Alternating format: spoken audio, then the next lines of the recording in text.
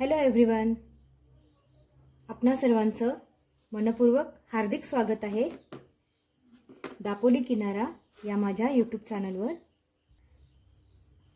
मैत्रिणींनो, आज आपण ना एक गोडाचा खूपच छान असा पदार्थ बनवणार आहोत। त्यासाठी बघा, इकडे 2 वाटी ओला नारळ घेतलेला आहे खवलेला, आणि 1 वाटी आपण गूळ घेतला आहे, आणि चमचाभर वेलची पूड यात घालणार आहोत आपण। आणि ही खूप छान अशी उकड काढून घेतलेली आहे आणि छान असं मऊ पीठ मळून घेतलेलं आहे। आपण मोदक बनवण्यासाठी जशी उकड काढून घेतो तशा पद्धतीने ही उकड काढली आहे। ही हळदीची पानं घेतलेली आहेत, 2 भाग केलेले आहेत त्याचे। खूप छान असा सुगंध येतोय। तुमच्या लक्षात आलं असेल साहित्य बघून की आपण आज काय बनवणार आहोत। तर आज आपण हळदीच्या पानातल्या स्वादिष्ट अशा पातोळ्या बनवणार आहोत। चला तर मग आपण रेसिपी बनवायला सुरुवात करूया। त्यासाठी बघा, इथे 2 वाटी ओला नारळ खवणलेला घेतलाच आहे। त्यामध्ये आपण 1 वाटी हा गूळ घालून घेऊया। गोडाचं प्रमाण कमी जास्त आपल्याला जसं हवं त्यानुसार घ्यायचं। गॅस पेटवूया आपण। नारळ आणि गूळ छान असा एकजीव परतून घेऊया।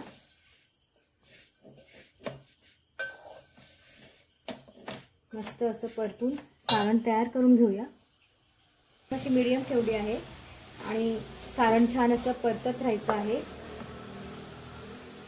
गूळ मेल्ट झाला आहे आणि छान असं सारण आपण मस्त तयार करतो। खूप स्वादिष्ट बनतात हळदीच्या पानातल्या पातोळ्या। हळदीच्या पानांचा सुगंध त्या पातोळ्यांमध्ये असतो, त्यामुळे त्या अधिक स्वादिष्ट लागतात। आपण मोदक बनवण्यासाठी जे सारण असतं तेच हे सारण आहे। मोदकांसाठी आपण उकड काढतो त्याच पद्धतीनं उकड काढली जाते। त्या पातोळ्यांवर ना त्या हळदीच्या पानांची डिझाईन सुद्धा उमटते, खूप सुंदर अशी, आणि हळदीच्या पानांचा सुगंध त्या पातोळ्यांमध्ये उतरतो। खूपच खायला स्वादिष्ट असं हा पदार्थ बनतो। अगदी एकजीव झाला आहे नारळ आणि गूळ। हे बघा, खूप छान पद्धतीने सारण आपलं तयार झालेलं आहे। आता शेवटी यामध्ये आपण वेलची पूड घालूया। वेलची पूड आपण कुटून घेतली आहे ती यामध्ये घालूया। असं मिक्स करून घेऊया सारण। गॅस बंद। ड्रायफ्रूट घालते, काजू आणि बदाम। यामध्ये थोडेसे काजू आणि बदामाचे काप घातले आहेत।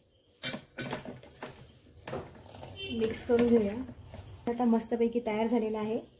आता आपण हे ताटामध्ये काढून घेऊया। हे बघा मैत्रिणींनो, आपलं पातोळ्यांचं सारण मस्त तयार झालेलं आहे आणि आपण एका भांड्यात काढून घेतलेलं आहे। आता आपण पातोळ्या बनवायला सुरुवात करूया। पातोळ्या वाफवून घ्यायच्या आहेत, त्यासाठी आपण इथे पाणी उकळायला ठेवलेलं आहे। तोपर्यंत आपण पातोळ्या तयार करून घेऊया। हळदीचं पान घेतलेलं आहे आपण। याच्यावर ही पानांची डिझाईन आहे ती सुद्धा त्या पातोळ्यांवर अशी येते। उकड काढलेला आहे ना, उकडीचा असा एक गोळा घ्यायचा छान असा, आणि ह्या पानावर असं बघा अशा पद्धतीने बघा छान असं थापून घ्यायचं।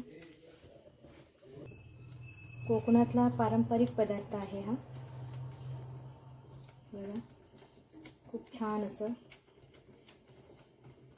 याचं थापून झालं की आपण यामध्ये सारण भरणार आहोत। आणि हे जे पान आहे ते असं दुमडायचं।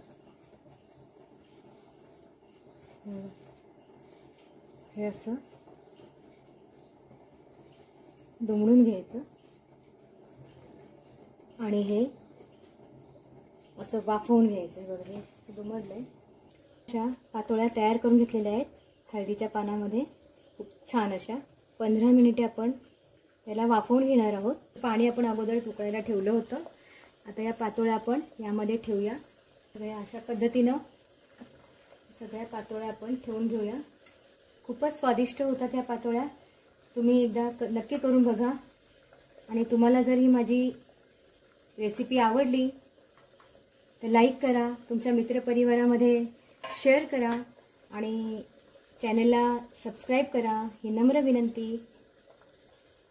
झाकण ठेवूया आणि 15 मिनिटे आपण वाट पाहूया. त्यानंतर आपल्या स्वादिष्ट अशा पातोळ्या तयार होणार आहेत. गॅस बंद करूया. या पातोळ्या वाफवून घेतलेल्या आहेत. आता आपण या काढून घेऊया. बघा, आपण या पातोळ्या वाफवलेल्या एका ताटात काढून घेतलेल्या आहेत. आता ह्या गार झाल्यावर आपण ही पानं अशी काढायची. हे बघा, या अशा सुंदर पातोळ्या बनून तयार आहेत. बघा, ह्याच्यावर या पानांचे डिझाईन आलेली आहे. आणि हे बघा, ते सुद्धा खूप सुंदर सुगंध येतोय हळदीच्या पानांचा. हे बघा, खूपच छान हळदीच्या पानातल्या पातोळ्या अशा बनून तयार आहेत. तुम्हीही नक्की करून बघा, तुम्हालाही नक्की आवडेल. आणि हा कोकणातला पारंपरिक पदार्थ आहे.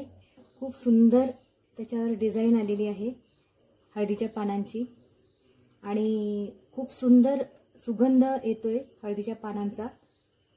आणि खाताना सुद्धा त्याचा स्वाद आपल्याला जाणवतो. खूपच छान हा पदार्थ असा. तुम्ही नक्की करून बघा, तुम्हाला आणि तुमच्या परिवाराला नक्की आवडेल. थँक्यू.